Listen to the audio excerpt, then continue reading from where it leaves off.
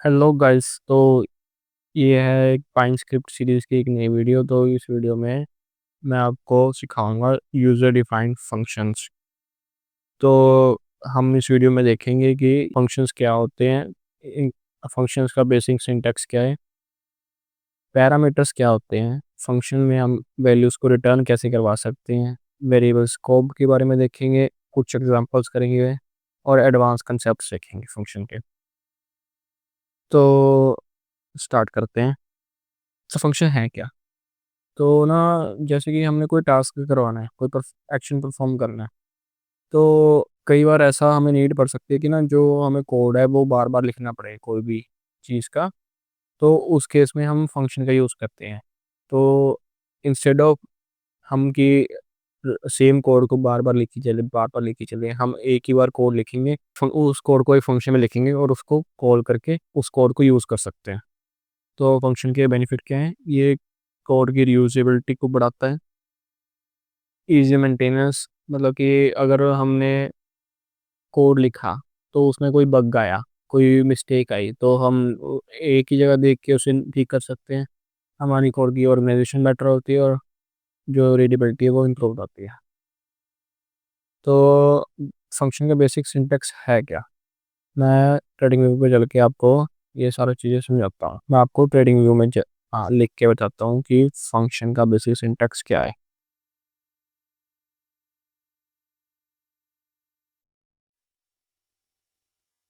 तो मैं एक बिल्कुल ही सिंपल फंक्शन लिखने वाला हूँ, बिल्कुल ही बेसिक सा। आप उसके सिंटैक्स को देखते चलिए। मैंने अपने फंक्शन के पहले नाम लिखा, उसके बाद एक ब्रैकेट लगाई, फिर मैं एक एरो साइन बनाऊंगा। अब ये हमारे फंक्शन की बेसिक हेडिंग बन गई है, ये हमने फंक्शन को इनिशियलाइज कर दिया एक तरीके से। अब मैं एंटर मारूंगा और इसके नीचे अपना फंक्शन लिखना स्टार्ट करूंगा। आप देख सकते हो जैसे कि हमने फोर लूप में लिखा था वैसे ही इसमें भी आगे एक चार पांच स्पेस छोड़ के आ रहा है, मतलब कि हम माई फंक्शन के अंदर लिख रहे हैं। ये इसको इंडेंटेशन कहते थे हम।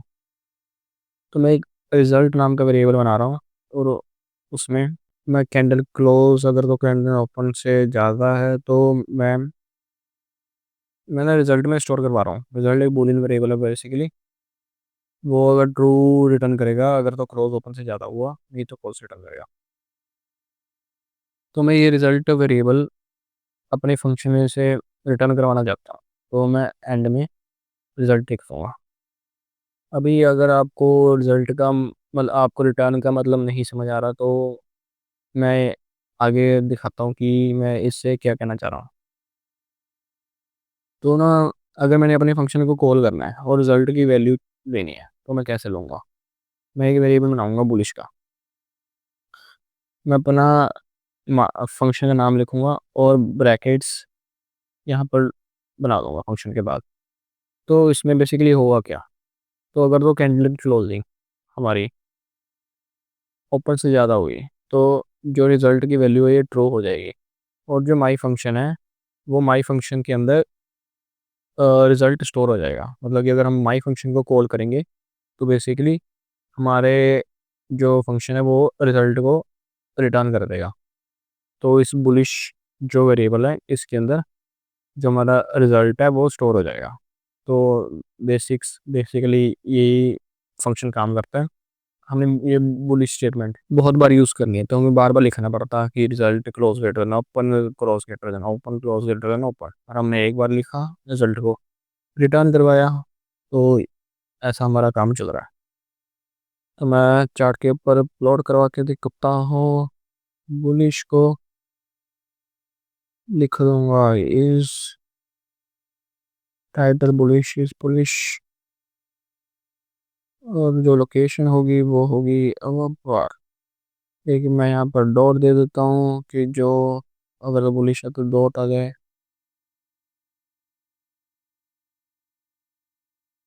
हमारी लोकेशन होगी वो होगी बब्बर। तो मैं आपको रन करवा के दिखाता हूँ ये। तो मैं जो हमारी डॉट्स हैं ये बहुत ज़्यादा छोटी आ रही हैं तो हमें दिख नहीं रही। मैं कोई और लेटर लिख देता हूँ, मैं लिख देता हूँ जी लिख देता हूँ मैं। तो जो जो मेरी क्रॉस से ओपन है वो मेरी वैल्यू जी आ रही है उसके लिए। तो ये था बेसिक सिंटैक्स फंक्शन का। अब मैं आगे बढ़ता हूँ अपना नेक्स्ट टॉपिक पे। ये था बेसिक सिंटैक्स फंक्शन का।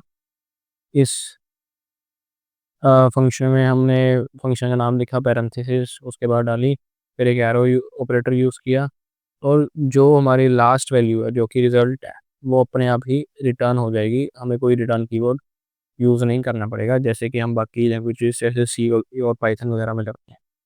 वो जो लास्ट एक्सप्रेशन है वो ऑटोमेटिकली रिटर्न हो जाएगा। तो अब हम पैरामीटर्स पे आते हैं। इसमें हमने कोई पैरामीटर नहीं डाला, मतलब कि पैरामीटर का मतलब होता है हमने कोई वैल्यू नहीं डाली इस फंक्शन को देने के लिए। पर अगर हम इसमें प्राइस डाल दें, एक पैरामीटर बना दे प्राइस नाम का, और मैं अपने थोड़े स्टेटमेंट चेंज कर देता हूँ, यहाँ पर प्राइस ग्रेटर देन क्लोज लिख देता हूँ।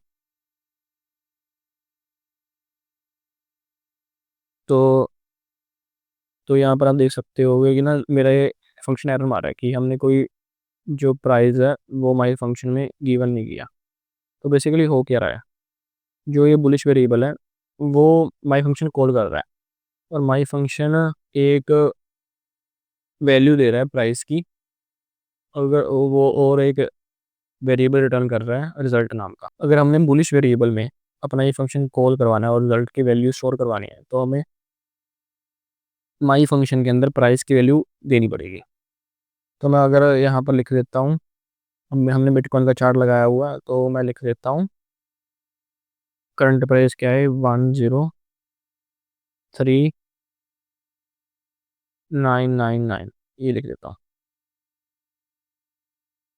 तो अब मैं तो थोड़ा प्लॉट स्टेटमेंट चेंज करता हूँ, मैं बैकग्राउंड कलर चेंज कर देता हूँ।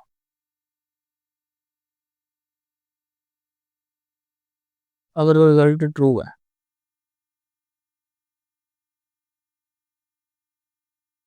तो हम बैकग्राउंड कलर चेंज कर देंगे। कलर डॉट ग्रीन में ये स्टेटमेंट्स हमने काफ़ी बार लिखी हुई है पहले भी, तो मैं तेज कर देता हूँ उसको।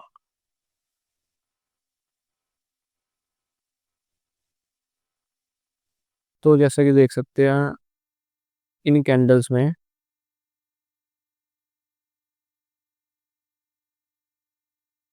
हमारा जो प्राइस है वो क्लोजिंग से ज़्यादा है। जो हमने 10399 दिया हुआ है वो 103,748 से ज़्यादा है। तो इन कैंडल में हमारा जो कलर है वो ग्रीन आ गया। अगर मैं इसको लेस देन कर दूंगा तो ये बाकी सारी कैंडल्स ग्रीन आ जाएंगी। देखो, तो ऐसा था, हमने पैरामीटर यूज़ किया इसमें। तो हम चलते हैं, हम मल्टीपल पैरामीटर्स भी यूज़ कर सकते हैं। जैसे कि हमने पिछले एग्जांपल में प्राइस किया, हम कुछ और भी लिख सकते हैं, प्राइस लोअर, लोअर, हायर, कुछ भी हम लिख सकते हैं। बस आपको फंक्शन कोडिंग के टाइम पे वो सारे प्राइस की जो हमने जो पैरामीटर्स डाले हैं उन सब की वैल्यूज यहाँ पर डालनी पड़ेंगी। अभी हम अगर जब हम फंक्शन कॉल करते हैं, अरे कुछ भी डाल देता हूँ वैल्यू।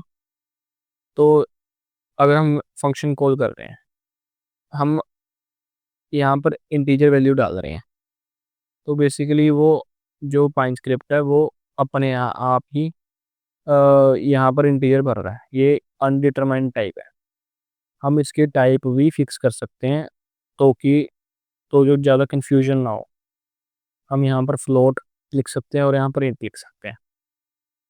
तो ये वैल्यू जो फंक्शन हमने रिटर्न करने के टाइम डाली है, तो ये फंक्शन ये वैल्यू हमेशा फ्लोट होनी चाहिए, और ये वैल्यू हमेशा इंट होनी चाहिए। अगर मैं यहाँ पर भी फ्लोट वैल्यू डाल दूँ जैसे कि ये की है, तो ये एरर मारेगा। देखो, can not call my function with argument lower is equal to n argument is literally literal float but series is expected. तो ऐसे हम जो डेटा टाइप हैं वो भी फिक्स कर सकते हैं। तो मैं आपको एक एग्जांपल लेके बताता हूँ बेसिक सी, कि हम जितनी भी हमने अब नॉलेज गेन की है उसे यूज़ कैसे कर सकते हैं। हमें एक इंडिकेटर बना रहे हैं जिससे हम आरएसआई की बेसिकली वैल्यू निकालेंगे। Get RSI. आप वीडियो को पॉज करके भी अपना इंडिकेटर डिज़ाइन कर सकते हैं। इस इंडिकेटर में हम आरएसआई की वैल्यू निकालेंगे, गेट आरएसआई फंक्शन लाएंगे जिसमें हम पैरामीटर पास करेंगे लेंथ। तो मैं आशा करता हूँ कि आपने जो ये इंडिकेटर है वो ट्राई कर लिया होगा एक बार लिख के। तो मैं पास करता हूँ length arrow T A dot R S आई। अब ये T A dot R S आई की वैल्यू है वो ऑटोमेटिकली रिटर्न हो जाएगी क्योंकि ये लास्ट स्टेटमेंट था जो हमने इसके अंदर लिखी है फंक्शन के अंदर। हम आर एस आई एक वेरिएबल बनाएंगे और गेट आर एस आई करके इसके अंदर लेंथ डाल के इसको कॉल करेंगे। तो आर एस आई की वैल्यू जो कि T A dot R S I close length है वो इसके अंदर स्टोर हो जाएगी। तो मैं एक चीज़ आपको बताना चाहता हूँ, जैसे कि हम लिखते थे T A dot R S I, T A dot M A C D etcetera, तो ये भी फंक्शन ही है। बट ये फंक्शन पाइन स्क्रिप्ट ने खुद बनाए हुए हैं, हमें फिर से बनाने की ज़रूरत नहीं है। वो उन्होंने अलग करने के लिए फंक्शंस जो कि बिल्ट इन फंक्शन है इस इनको टीए लाइब्रेरी में डाला हुआ है। हम खुद का फंक्शन डिज़ाइन कर रहे हैं इस वीडियो में। तो अब हम एक फंक्शन बनाएंगे जिसमें हम एक से ज़्यादा वैल्यू रिटर्न करेंगे। जैसे कि बोलिंजर बैंड है, बोलिंजर बैंड है जो भी होता है बोलिंजर बैंड, उसमें कई बार हमें मल्टीपल वैल्यूज़ रिटर्न करनी पड़ जाती हैं।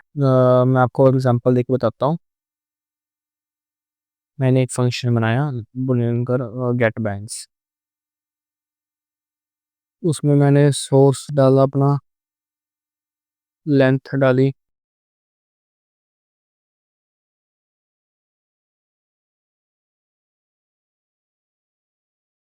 एक बेसिस वेरिएबल बनाया जिसमें मैं D A dot S M करके सोर्स डाल के उसमें लेंथ डाल देता हूँ।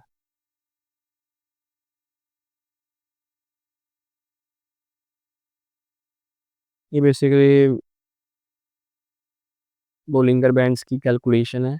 ये मैंने आपको इंडिकेटर फंक्शन वाली सीरीज में भी बताया था।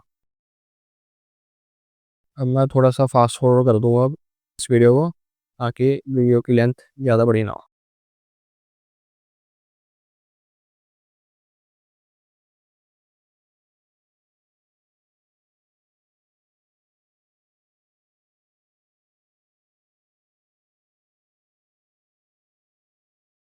तो ये था मेन पॉइंट। हम गेट बैंड फंक्शन बना रहे हैं एक, जिसमें हम सोर्स लेंथ और एम मल्ट को एज ए पैरामीटर्स पास कर रहे हैं। हम बेसिक सी कैलकुलेशन कर रहे हैं जो बोलिंगर बैंड के लिए चाहिए होती है, और हम इस केस में मल्टीपल वैल्यूज रिटर्न कर रहे हैं एज अ टपल। जैसे कि हमने पिछले केस में बस एक सिंगल वैल्यू रिटर्न की थी, हम इस केस में मल्टीपल वैल्यूज रिटर्न कर रहे हैं। Return multiple values as a tuple. इसको कॉल करने के लिए, इस फंक्शन को कॉल करने के लिए हमें फिर से मल्टीपल वैल्यूज चाहिए होंगी। तो हम, जैसे कि मैंने अब हमने पहले भी किया हुआ, हम बनाएंगे वेरिएबल स्क्वायर ब्रैकेट्स में है जो पाइन स्क्रिप्ट में बिल्ट इन टी लाइब्रेरी में होते हैं, वो भी इसी तरीके से बनाए जाते हैं। मैंने भी उसी में से सीख के आपको बता रहा हूँ। हम एक फंक्शन अपना फंक्शन कॉल करेंगे और अंदर क्लोज की वैल्यू डाल देंगे। जो हमारा सोर्स होगा लेंथ होगा हमारे हमारे 20, और जो मल्ट होगा हमारा वो होगा 2। तो इन वेरिएबल में इन जो वेरिएबल है उनकी वैल्यूज स्टोर हो जाएंगी अगर हम गेट बैंड्स कॉल करेंगे क्लोज 20 और 2 के साथ। फिर बस हम सिंपली प्लॉट कर देंगे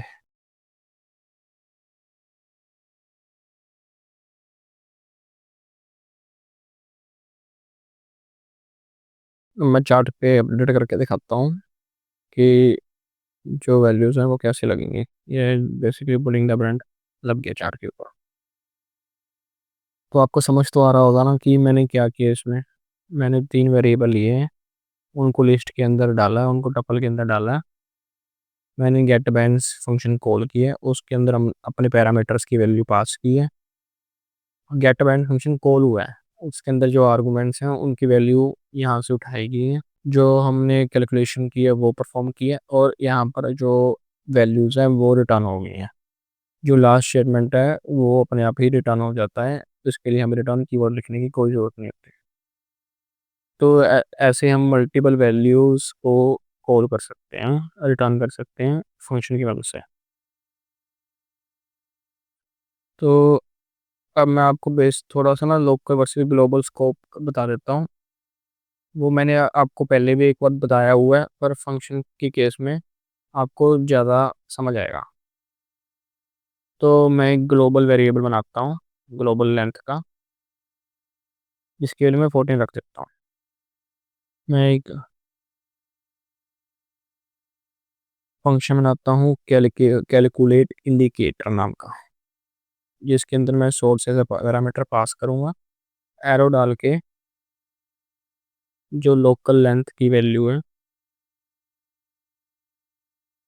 उसको 20 रख दूंगा। लोकल लेंथ मैंने एक वेरिएबल बनाया global length.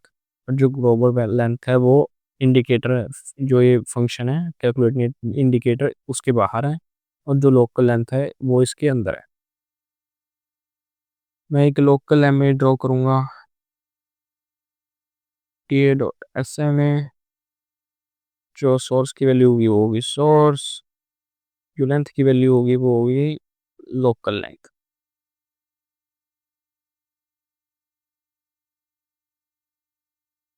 Local M A को रिटर्न कर दूंगा। तो इस केस में जो हमारी लोकल लेंथ की वैल्यू है वो लोकल वेरिएबल है, और जो ग्लोबल लेंथ की वैल्यू है वो ग्लोबल वेरिएबल है। अगर मैं एक फंक्शन बनाऊं, फंक्शन टू नाम का, तो मैं गेट ग्लोबल लेंथ तो को यूज़ कर सकता हूँ। मैं ग्लोबल लेंथ तो इस फंक्शन में यूज़ कर सकता हूँ, पर मैं लोकल लेंथ इस फंक्शन में यूज़ नहीं कर सकता। नहीं, मेरा फंक्शन वो एरर दे देगा। मैं आपको करके दिखाता हूँ। मैं टी ए डॉट एस में लिखता हूँ, और यहाँ पर वैल्यू को मैं ऐसे करता हूँ, क्लोज डाल देता हूँ, और इसके अंदर मैं पहले ग्लोबल लेंथ डालता हूँ। तो यहाँ पर कोई एरर नहीं आ रहा, मतलब कि ये फंक्शन मेरा है वो ग्लोबल वेरिएबल को, ग्लोबल लेंथ है जो, उसको यूज़ कर सकता है। ये ग्लोबल वेरिएबल है,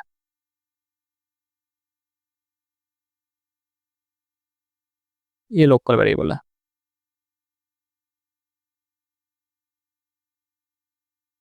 बट अगर मैं यहाँ पर लोकल कर दूँ,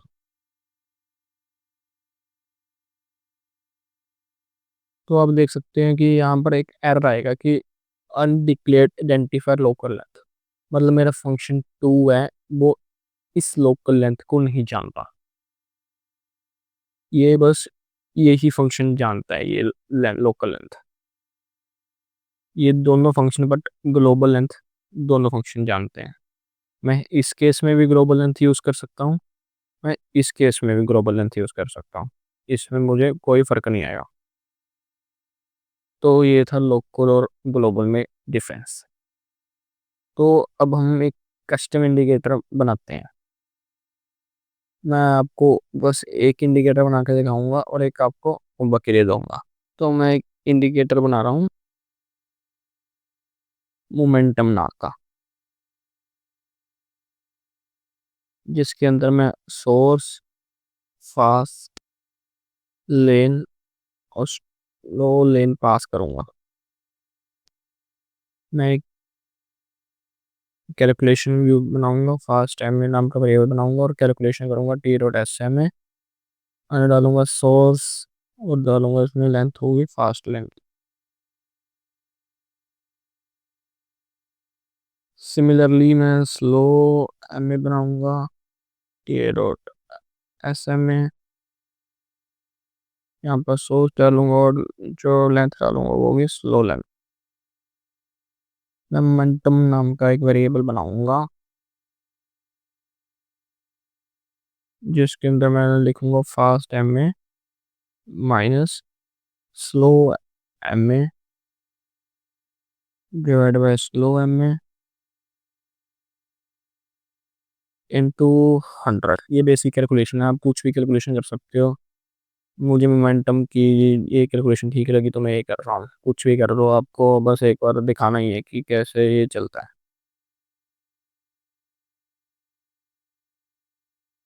तो हम मोमेंटम को कॉल करेंगे और जो हमारे जो वेरिएबल का फंक्शन है, कॉलिंग वेरिएबल का, वो फंक्शन के नाम के इक्वल ना हो। मतलब कि नहीं तो आपको पता ही एरर आएगा। जो फंक्शन का नाम है वो वेरिएबल के नाम के इक्वल ना हो बस। मोमेंटम क्लोज डाल देंगे इसमें, इसमें डाल देंगे 10, इसमें डाल देंगे 30। एक एच लाइन हॉरिजॉन्टल लाइन में बनाऊंगा, उसमें डाल दूंगा 0/0 लाइन। जो कलर होगा वो कलर डॉट ग्रे। मैं प्लॉट करता हूँ मोमेंटम अपना,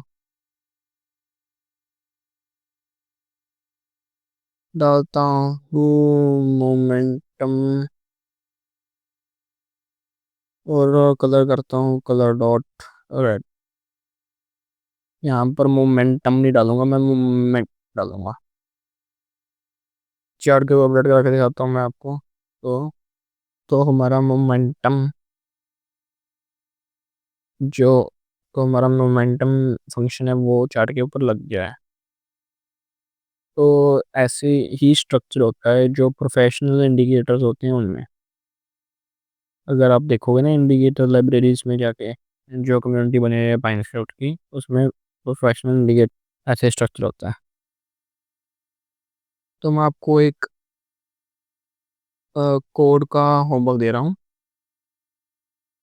मैं आपको वो कोड बताऊंगा नहीं, आप कमेंट सेक्शन में बताइए। मैं वहाँ पर जो कोड सही होगा मैं उसमें लाइक कर दूंगा। आपने ना बाई सेल सिग्नल ड्रॉ करना है अपने चार्ट के ऊपर। बाई सेल सिग्नल ड्रॉ करना अपने चार्ट के ऊपर।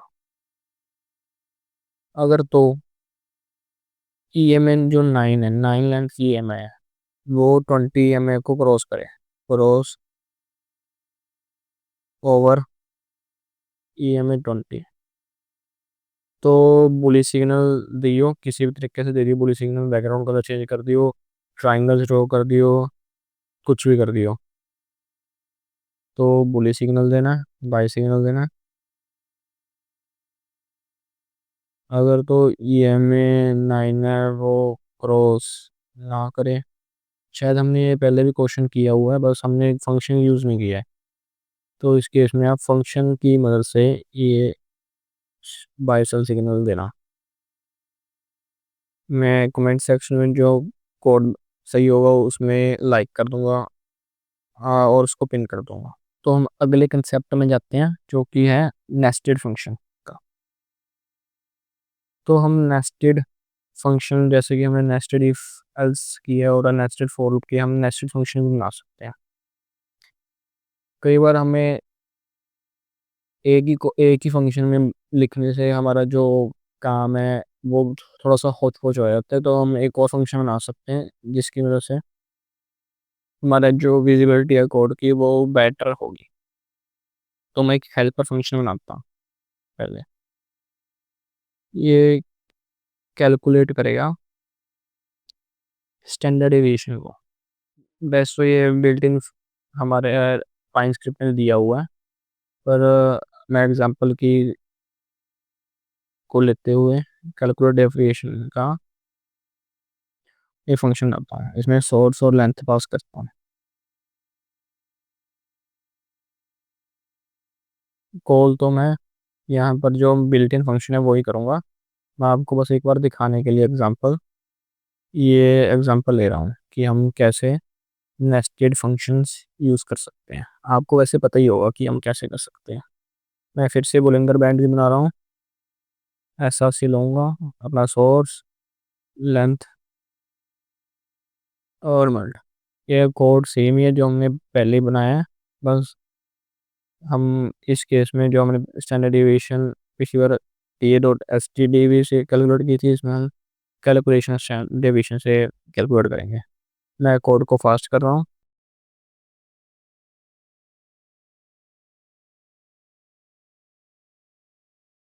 तो यहाँ पर वो स्टेप आता है जैसे पिछले केस में आपने देखा होगी, हमने यहाँ पर ये लिखा हुआ था। इस केस में हम अपना कस्टम फंक्शन यूज़ करेंगे जो कि है कैलकुलेशन स्टैंडर्ड डेविएशन। तो यहाँ पर सोर्स डालूंगा और लेंथ डाल दूंगा पैरामीटर्स में। बाकी सब चीज़ें सेम ही होंगी, अपर लोअर।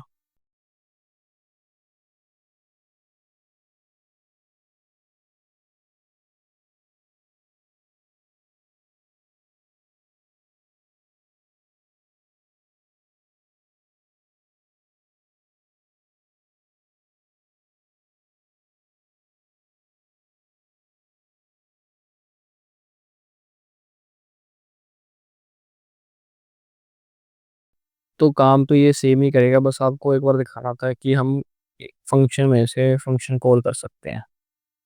हम एक हेल्पर फंक्शन बना सकते हैं जिसमें हम अपनी कॉम्प्लेक्स कैलकुलेशन लिख सकते हैं और एक अपने मेन फंक्शन में से उसको कॉल कर सकते हैं। तो ये था नेस्टेड फंक्शन।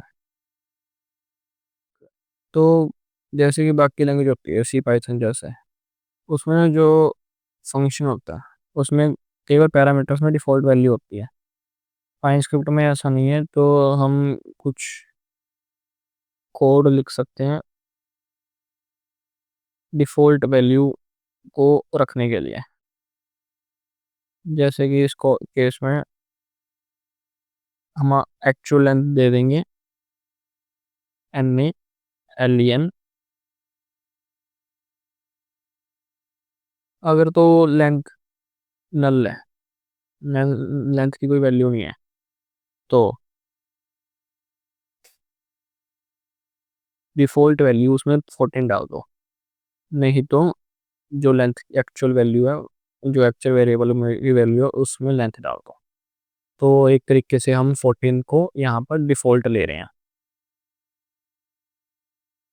तो इस केस में हम 14 को डिफ़ॉल्ट वैल्यू ले रहे हैं। यूज़ 14 इफ लेन इज ना। तो इस तरीके से हम अपने डिफ़ॉल्ट पैरामीटर्स को यूज़ कर सकते हैं, जैसे कि हम अपनी बाकी प्रोग्रामिंग लैंग्वेजेस में करते हैं। तो यही थी आज की वीडियो। अगर तो आपको वीडियो अच्छी लगी हो तो लाइक करें, शेयर करें, सब्सक्राइब करें और मैंने जो होमवर्क दिया है उसे कमेंट सेक्शन में डाल दें।